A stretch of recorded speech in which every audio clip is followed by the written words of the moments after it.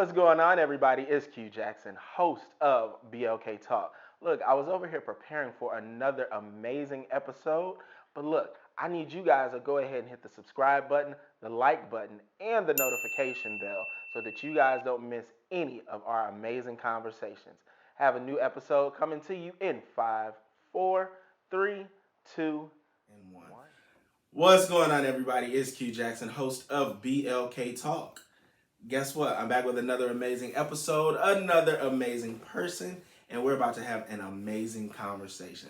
So, I met this guy, I'm going to say 12 years ago. You know, when I was tender in my 20s. You know, I'm not there anymore. But Mr. Travis Looney, a.k.a. Travis Sky, Mr. What is it, the Silent Whisperer? Yeah, well, yeah. All of that Silent stuff. Whisperer, exactly. This man has been in the industry for a little bit. You know, he's made some waves in the industry. Artist management, artist development, executive producer, and a lot more things. But, you know, he finally was able to carve out just a little time in his schedule. And he's here now because this man is working on some amazing things. So, welcome to BLK Talk. Appreciate it, man. I'm happy to finally be here. Finally. Let's put that in there because we've been going back and forth for the last couple months trying to figure it out. Yes. But you're here. And, I mean, I'm just so proud of everything that you've been working on. I appreciate it. It's been a long journey. Like you said, 12 years when you met me, and I was managing, Q at the time, I think? Yes. Q of Day 26. Corey Sims. Were you working with anybody else? Was there, Monte. Yes. Lotto. Wow. You know, we was doing the little kid thing with Lotto, and I can't think of the kid name that's soaring now, but yeah. We had a few of them. Was it a girl kid, boy it's kid? A guy. I can't remember. That's bad. I can't remember his name because he's changed it. It's probably gonna come back. It'll come back later, but yeah, all of them. But you've been in the game. You've helped to push and build the careers of a lot of people. You've remained behind the scenes, but been in front of the scenes at the same time. Yeah. But now you're about to be all the way in front of the scene. All the way. As a matter of fact, not about to be. You're already in front of the scene. Yes. So I was up one night. You know, my new favorite app, streaming services, Tubi. Yeah. Because, I mean, they got some crappy crap on there that is just absolutely funny. They have some things on there that, you know, are nostalgic and bring you back to a place in time where you're like, damn, I remember this show. Absolutely. But then also, there was something called Made for This. I was like, okay, that name sounds familiar. I feel like I saw it on social media. And then I clicked on it, and then the faces. Right. Boom. Right here. Here we are, Made for This. So we got executive producer, we got star of your own reality show. Yeah. Like, how did that happen? Man, listen, it's a blessing. I wanted to showcase what we've been doing behind the scenes, like that nobody saw. Because most times people see artists after they already made it, and they think the label just did it, but they haven't seen what goes on prior to them making it. You know, I think we had like Making a Band that showed a little bit of some stuff, you know. Show what people wanted y'all to see. Yeah, exactly. But we're taking everybody really inside of the lives of Sky's the Limit. Yeah. You know, which, you know, I'm the owner, and then I got the business partners, Jason and DP. And, you know, it's showing how we develop the artists and make them stars. What we did before they could even get to the labels. And so I wanted to showcase it, didn't know how I was going to do it, who I was going to get to do it. Because at first it wasn't going to be just about Sky. It's just going to be any label, you know what I mean, that's similar to us. And came back, we was talking to our own network, we was talking to Fox, and they both was like, we're going to follow you. You know, we like your story. You got a lot going on. I was amazed because, you know, sometimes people look and, you know, they say you're not a Diddy or you're not Jay-Z or you're not, you know, but we were called like Bad Boy of the South. You know what I mean? That's a funny thing. And as for an independent label, you know, I can now say, looking back, I wish I would live more in the moment, but looking back, man, I can say we did do a lot of great things. We were probably one of the top independent labels, you know, around. So you guys have been working together for a very long time, because when I met you, now DP, I don't remember, but I know Jason. Yeah. Like, I remember him being around. Who else? There was somebody else. Jakeem. Yeah, I definitely. You can't never forget Jakeem. Jakeem is everywhere. Who was Jakeem? Who was Mandy? Mandy, yes. Mandy came on. Yeah, Mandy came on board and managed Corey for a short period of time. And then Boss Man Q. Yes. He came out. We pulled her in. Her husband was co-managing. What was his name? Eric. Yes. Yep. Okay. Yeah, I remember that. We had a whole unit, and we assigned a manager to each artist or client, I'll say. And yeah, Mandy came in and did such a great job on getting them to the next level. So some of them are still soaring. Yeah. Now, for you and Jason, though, you guys, like I said, 12 years ago I met you, so y'all have been rocking for decades at this point. So the idea to start a label, the idea to start working with artists, what was that conversation like between you guys? Yeah, interesting. Like, I was already working with artists. I started around 19 years old, and my cousin, he wanted to sing. That's all he ever wanted to do. We grew up in a small town in Alabama, and we were the only ones, I felt, dreaming of Hollywood. You know what I mean? That we could be there. So we formed a group called Desire. And you were singing? I wasn't singing, but I did perform on stage when we won. Oh, we gotta find this video. I didn't know this. And you know, long story how we got there, but we worked, like we bust our tails, you know, working at getting them there. In fact, Sierra was coming on the scene around the time where we was moving. But I took them to Vegas, and we won #1 group, top group. It was hundreds of groups there. Wow. One of the first TV shows that they had, it was like The Voice. It's on the USA Network. And we was on it. And that's where we got our first deal. So when I met Jason, through going to the shows and artists, it was this kid that just stuck out. J+, Jason's son. Yeah. So, and he's a grown man now. He is, which is crazy, right? Yeah, he's still short though. He's still this tall, but he gonna get you. He's a grown man. And that's where we started. Me and Jason started talking because I was interested in the kid. I said, he's a star. And Jay was like, hey, I know I've been. And so that's where we started getting together on the label piece and co-owning the Sky's the Limit. So over 10 years later, you guys are still working together, still building together. And we know any relationship, whether it's business relationship, family relationship, you know, spousal relationships, whatever it is, relationships are not easy. No. They take a lot of communication. Yes. They take a lot of trust. Yep. And they take a lot of being on the same wavelength. Right. So for you guys, what do you feel are some of the top things that kind of kept you guys close, grounded, and still in business right now? Right. Hanging on by a thread. I'm just like, you know, it's funny because me and Jason is totally opposite. You know what I mean? We are so opposite. And we have had our battles when it comes to creativity, what the artist needs, you know what I mean, wants. But what I feel is key is communication. Yeah. We've always been able to come and communicate with each other without the craziness, you know what I mean? And agree to disagree and walk on, you know what I mean? And which one, what do we need to do? Try it. If somebody keep going, just try it. But honestly, communication, you know, and once you get the communication down, the next thing is trust. Okay. And I learned to trust, you know, Jason's ear and his decisions, and he learned to trust mine. Okay. That's key. So transitioning from the music, well, y'all staying in the music, but transitioning to the screen. Yeah. Like, what was that conversation like, and what let you know, like, or y'all, that it was time to give y'all story to the people? You know what? We always wanted to get the clients and our artists on TV. And we did do that with Corey a lot. He was on a lot of movies, a lot of TV shows. He was on TLC movie, and Let's Be Cops, and you know, a lot of big movies that came out. But in terms of the new shows like The Voice and American Idol, they would get so close, but then they wouldn't get there. And we decided, hey, instead of continuing to audition for the shows, and waiting in these lines, let's just build our own.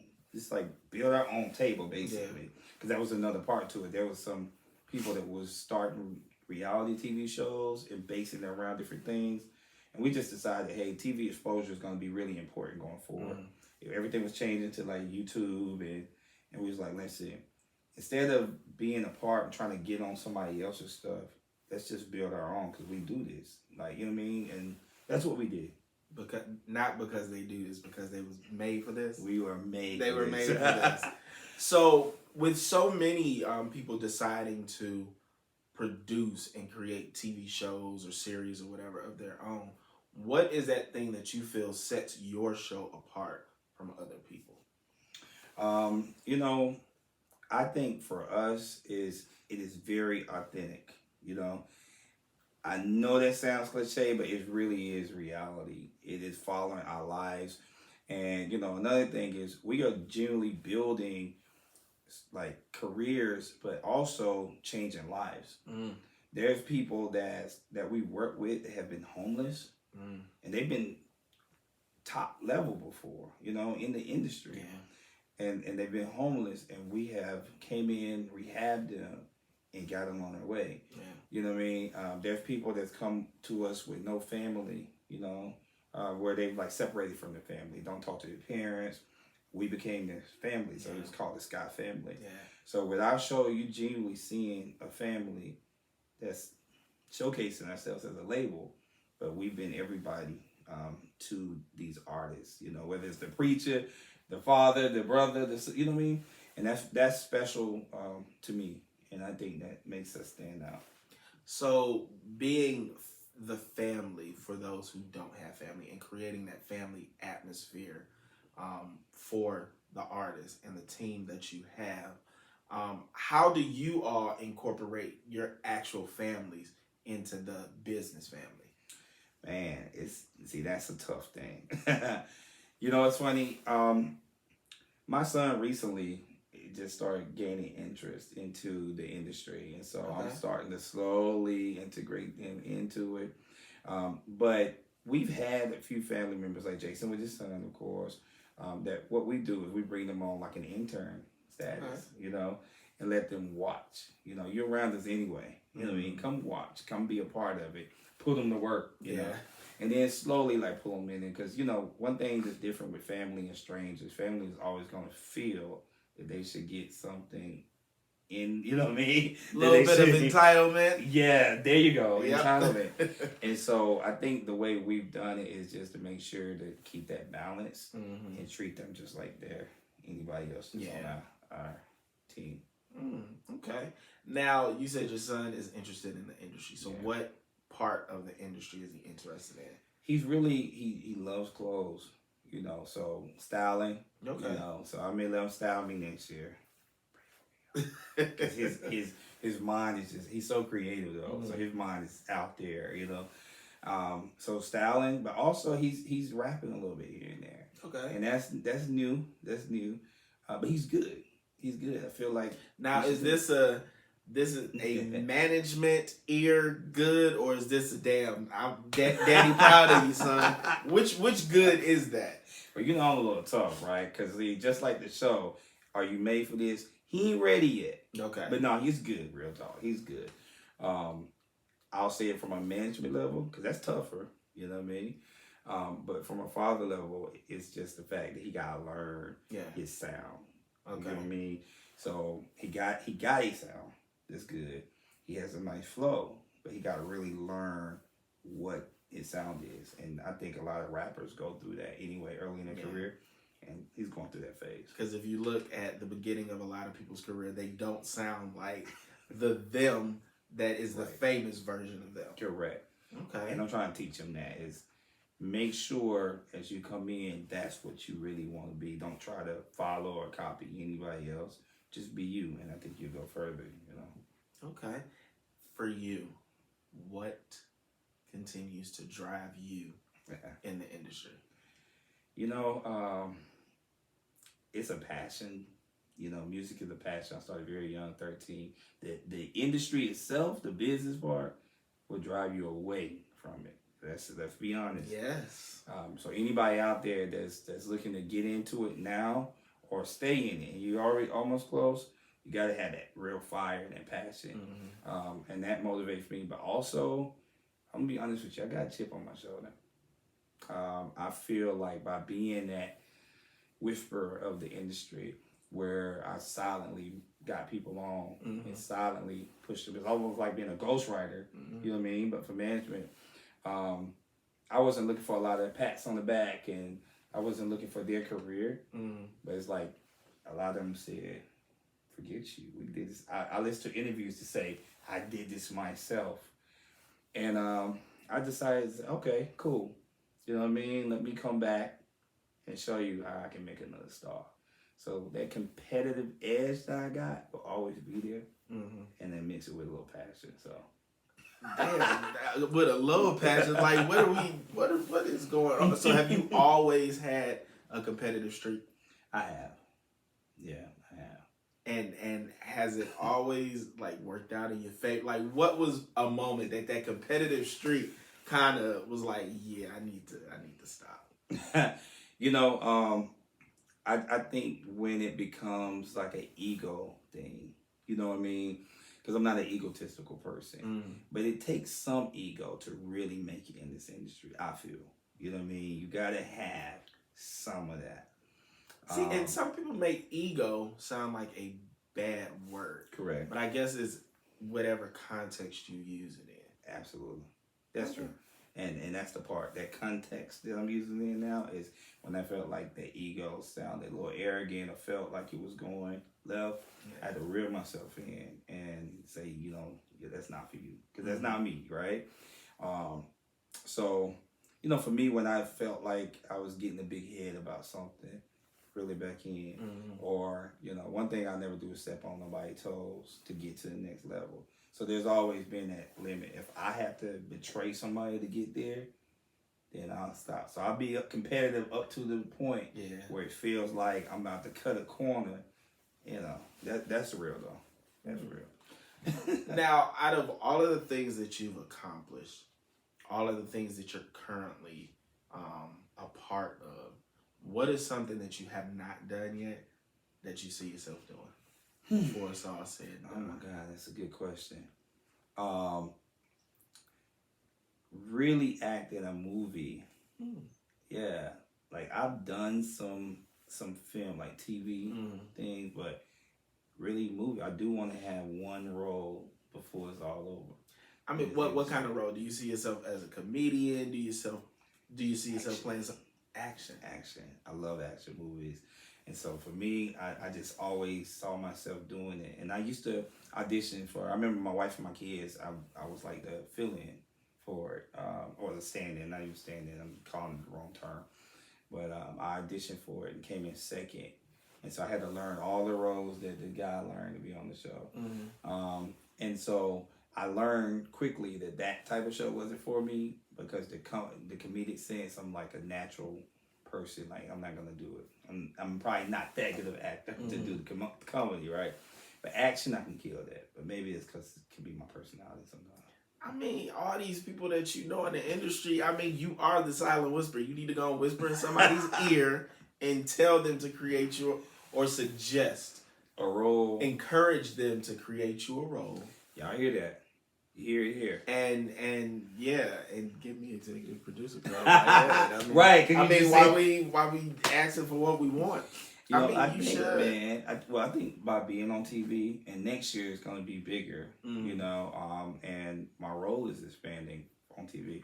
I think people are going to see that. The difference is that's not acting, you know, at least for us, it's not. I don't know about your other shows. This is reality. This is reality. Not scripted reality. Yeah. People's like, you was good on this show. I was like, oh, was I? 'Cause that's who I am. So, like, in the first season, it was how many episodes? We released 5. We had 10, but released 5. Okay. So, from these 5 episodes that the world got the opportunity to see, what do you think was shown on the show that allowed it to stand out? And then as you guys prepare for the next wave of the show, what will people have to look forward to? I think people were able to see who we were as people, like behind the company. Mm-hmm. You know what I mean? Like, so they got a good insight into how we determine who is good for us to partner with. Let me not say, because all of them was talented, but I think the people were able to see that going forward. This show is getting crazy going forward. Going forward, you're gonna see like the egos. We talked a little about egos. You're gonna see the personalities that stand out from the different artists. You're gonna see their competitive nature. Okay. You know, because everybody think they're made for this, but as the industry has changed, a lot of people fall off. You guys stick with the wave, so you're gonna see where people are stuck, like in 2005 and 2010. Oh man. You know what I mean? And we're trying to bring them up to 2024 because you gotta go forward. You know what I mean? We can't be in 2023. Nah. Because the next wave is here. With that being said, I've always wondered, like, we hear the wave on TV or see it on social media, but for you being a part of the industry, I'm sure you study trends because you gotta share that type of stuff with your clients to keep them ahead. How do you predict what the next popular wave of music is going to be? Yeah. Well, I can tell you this year, and I get into the prediction, but Afro music, Afro beats, you start to see a slow trend to things that just pop out that's very different. Okay. Like how you had Soulja Boy popped out and he did change the wave, and then you started seeing oh God, well, I can't remember his name in the Afrobeats world. Before Tim's and all them, the GOAT. What's his name? I can't remember now, but you start Chris seeing Brown. that way.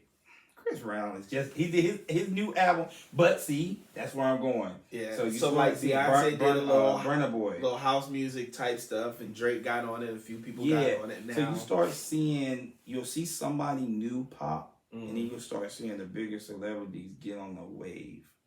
And after you see two, you know that's where it's going. And so that's how we've been able to monitor it. So we knew, like, you know, this Chaotic song came out in May. But the wave was already there. But by his song, it is a great song. But I knew they was going to jump on that bandwagon because they got everybody's ears trained to Afrobeat music. And now it continues. And that's going to go through, I believe, next year. And then if you notice on the rap side, drill music, how it started coming in. And you had Vaughn and all of them. And now the drill rap is that's what it's called. It's called drill. Yeah.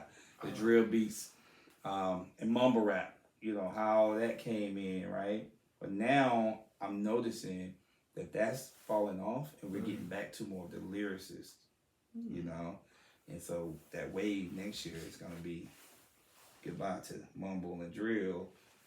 Let's hear you spit some real rhymes. You know, give me just a moment. To any of you that are out there viewing this video, do you hear this? This is knowledge.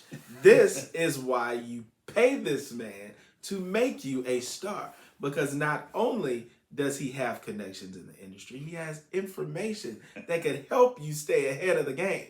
So make sure you guys go ahead and book him at Travis Sky. That's the easiest way. TravissSky everywhere. And tell him Q sent you, because we're going to work on me a referral fee after this conversation. But anywho, so for you, when it comes to picking an artist, when it comes to saying, okay, we'll work with you, what is that process like? Because there are people that are very talented, but everybody does not mesh with each other. Correct. But for you, like, what do you, Jason, and the team look for when it comes to an artist? Work ethic. Number one. We really pay attention to how your work ethic is. You know, now on social media, you can't get past it. So how do they post and what are they posting? We look at that. We don't so much look at the followers. I still don't like that so much because it becomes a popularity test. But your work ethic is going to determine if your talent can take you far. Talent will get you on, but you're not going to stay long. In that 15 minutes, when they say 15 minutes, that's probably a 3-year span. You know, when they say 15 minutes of fame, okay, probably got 3 years. you better capitalize Right. off of it. Are you guys still looking for clients? Are you always open to clients, or do you feel like we just gonna cap, we gonna focus, we gonna do what we gotta do with these before we invite any others in? We will be looking for talent. We're gonna be looking for talent to brand with, though. Okay. More of a partnership, less of the management side. So I would like them to have management, or if they're not, they don't have management yet, or they're still independent.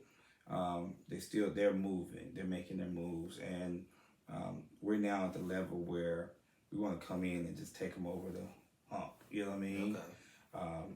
I don't think we can start at ground zero anymore. Yeah, You know? we don't have time for all that. We don't have the time. We got goals. Yeah, but you know, I do consult, so I do point those people that is just starting in the right direction. Okay.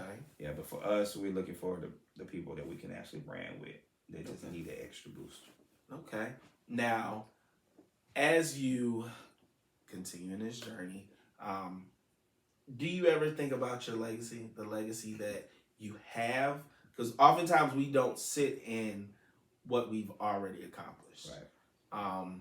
That's why if you guys ever get the opportunity to come to where I film, for me, when I sit in this space, if I look on this wall, then I see articles of different, things that I've done. If I look on this wall, I see different accomplishments, because I was that very person. Yeah, I'm looking right here over in the corner, magazines that I've worked with over the years. We don't appreciate who we are and what we do, because we're always looking forward to the next thing and trying to outdo a version of ourselves that we were before. Absolutely. But for you, when it comes to your legacy, what do you think about, and what do you want the people to know about you? Yeah. Then and now, going forward. All of it, yes. Man, that's a deep question. I think about it now, like you said. Honestly, me and you, when we met, we were like the top dogs in our industry. Yeah. And we didn't even know it, because like you said, we was looking towards the future. Yeah. But we really had not just Atlanta, but we had the region on locked. And then we saw each other in LA, right? Mm-hmm. So guess what? We were in LA, and then I went up to.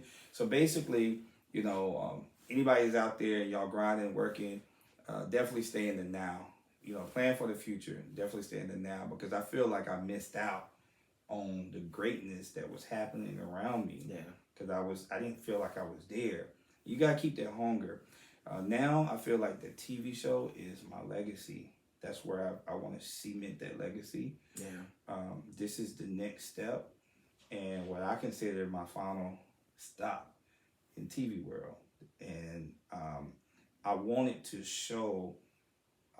It's gonna be like a run of my life. It's gonna showcase where I started with the group, small group from small town Alabama, and one from Georgia. And I think there's a guy, Castro, that I'm working with, and he reminds me of myself, and so he's going to be a part of the team. I want to say that too. And so I think you're going to see Castro. There's going to be the me when I'm in my 20s, and then you're going to have me now. And just part of that, I feel legacy-wise, I don't know. I think people are going to have to determine what that is, but I just want to be remembered as someone that always put the artist first, my client first, and looked at the person above any